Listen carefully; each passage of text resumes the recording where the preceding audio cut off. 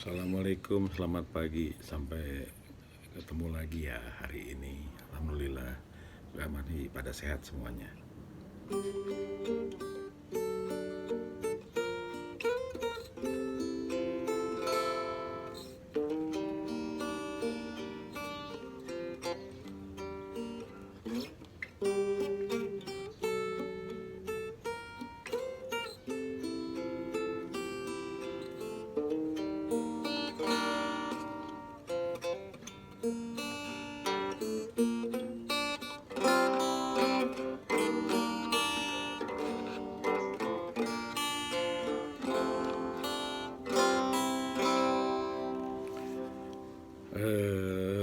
Pagi ini kita mau bicarain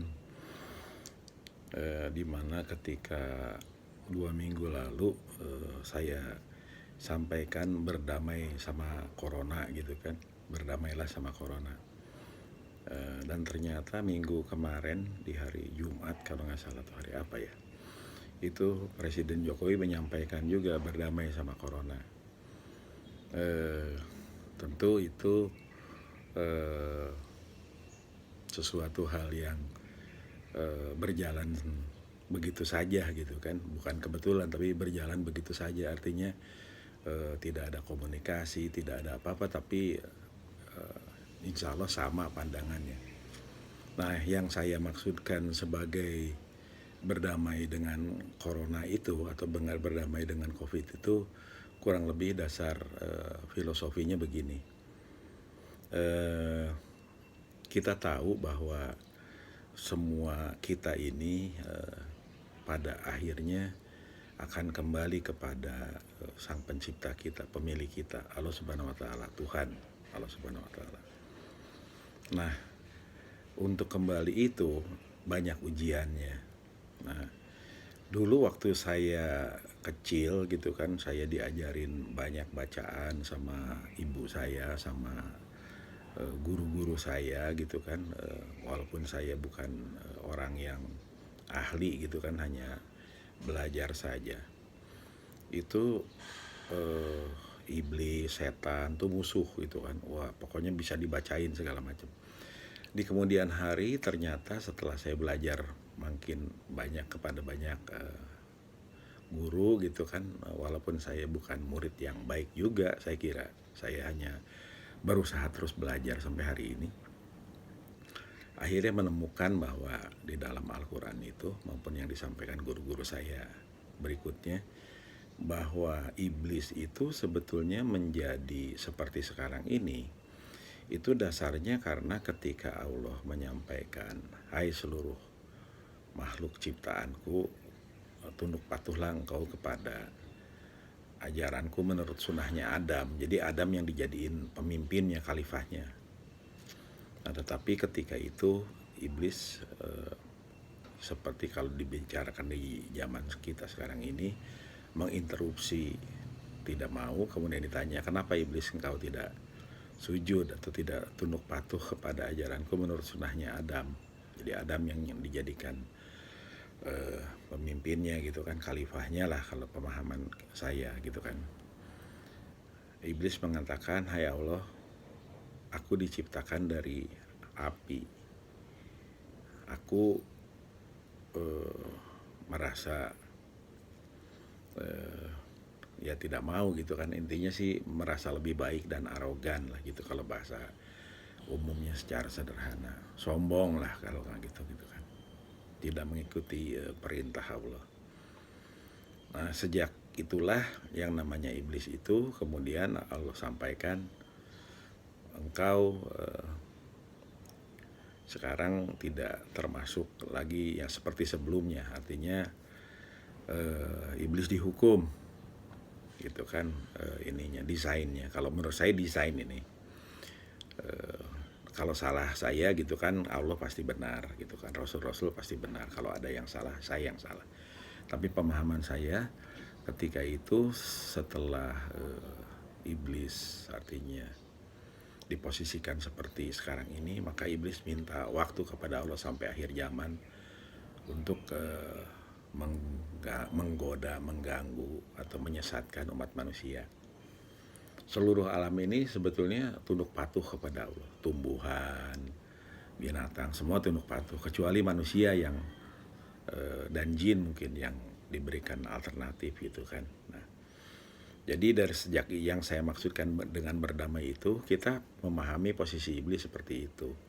Jadi mau dibacain seperti apa gitu, iblis akan tetap ada sampai akhir zaman. Dan kenapa itu seperti itu? Karena memang desainnya seperti itu. Dan iblis itulah yang menjadi godaan, cobaan gitu kan, bisikan apakah kita itu betul-betul beriman, bertakwa, sabar, bersyukur gitu kan, atau kita tetap tergoda. Nah, dengan filosofi itu, kemudian sekarang ke COVID atau corona.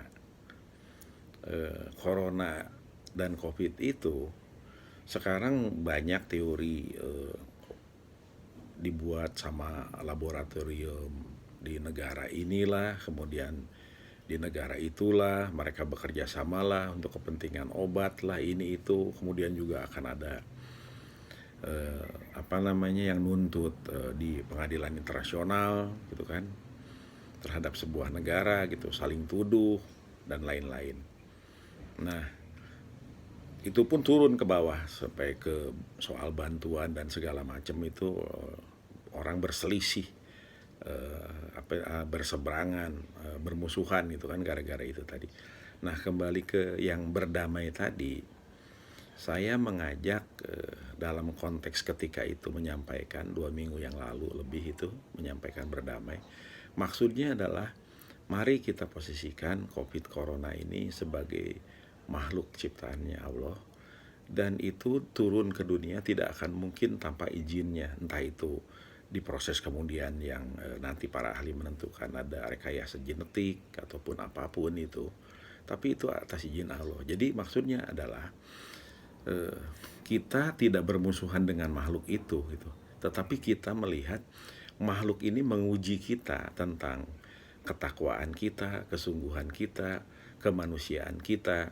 Kemudian juga corona ini sebetulnya sekarang kalau kita lihat merontokkan perekonomian di seluruh dunia. Banyak orang tidak bekerja, banyak orang susah kehidupannya.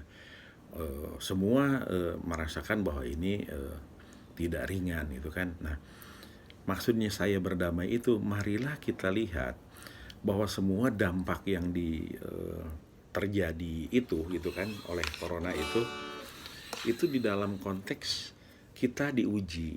Jadi dalam sederhananya misalnya ketika siapapun duduk di pemerintahan atau di lembaga-lembaga tinggi dunia, marilah fokus bagaimana corona ini justru bisa menyebarkan kebaikan, bukan coronanya tetapi tindakan kita dalam rangka mengantisipasi corona itu gitu kan, dalam rangka kita menyelamatkan umat manusia itu gitu kan. Jadi kita itu bersatu padu gitu kan, kemudian bersama-sama mencari solusi gitu kan. Jadi bukan dengan corona ini kemudian memanfaatkan entah itu program pemerintah, entah itu keuangan negara, entah itu pinjaman luar negeri, entah itu apapun termasuk obat gitu kan misalnya, untuk kepentingan pribadi, untuk memperkaya diri gitu. Maksud saya berperang itu adalah diri kita, bangsa ini gitu kan. Berperang dalam konteks kita justru menghindari hal-hal yang memperburuk situasi gitu kan. Nah, tetapi bukan berarti juga berdamai dengan corona itu menjadi kita sembarangan pergi kemana-mana, nggak pakai masker, tidak menjaga jarak, bikin kerumunan orang, terus melakukan hal-hal yang menurunkan imunitas itu. Bukan itu. Tapi yang saya maksudkan dengan berdamai itu adalah berdamai dengan konteks bahwa hai COVID, hai Corona, aku paham bahwa kalian itu adalah makhluk Allah.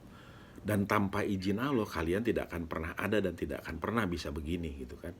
Nah, sekarang karena aku paham itu, aku berdamai dengan kalian, kalian punya tugas dari Yang Maha Kuasa. Nah, kami juga sebagai manusia atau sebagai pribadi punya kewajiban juga karena diberi anugerah, diberi kehidupan oleh Allah Subhanahu wa taala.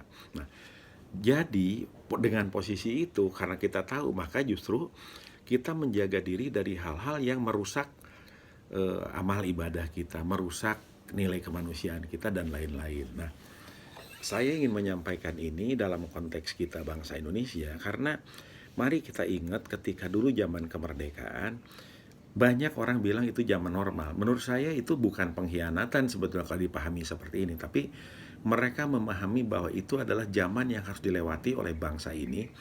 Insya Allah ini akan menjadi bangsa besar. Ketika itu adalah memperbaiki diri, mengurangi dosa, kemudian menjadi banyak hal yang menjadi lebih baik. Jadi konteksnya arahnya ke seperti itu. Nah, kemudian ada pengalaman barangkali bisa saya share di sini. Artinya berdamai. Ketika tahun 2016 misalnya United Tractor diambil awaknya ya di Laut Cina Selatan gitu. Mereka berdamai dengan kejadian itu bukan membawa uang kemudian memberikan begitu saja kepada para penculik pelautnya di tengah laut, bukan itu. Tapi mereka dalam hatinya dan dalam manajemennya berdamai adalah mereka mencari penasehat, mereka konsultasi kepada seluruh lembaga pemerintahan, kemudian mereka menjual kapalnya yang sebetulnya ketika itu sangat menguntungkan untuk membiayai orang ke sana kemari gitu kan. Dan ujungnya berkah itu datang apa?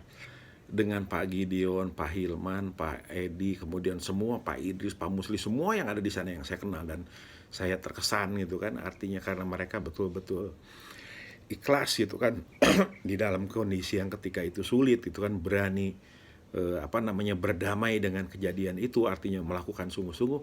Ujungnya Allah kasih keberkahannya apa? Bebas tanpa tebusan. Itu luar biasa.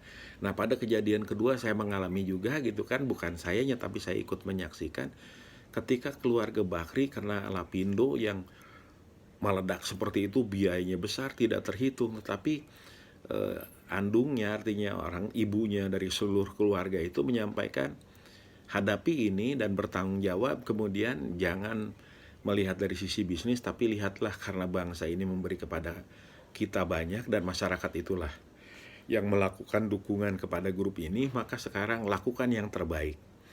Nah, memang uang banyak keluar, tetapi insya Allah saya kira pada saatnya akan ada berkah yang besar kepada keluarga itu. Nah, ini adalah hal-hal yang berat ya menurut saya kayak begini. Jadi, tetapi ini adalah penting buat negeri ini untuk berdamai dengan kehidupan kita sendiri gitu dalam kondisi sesulit apapun.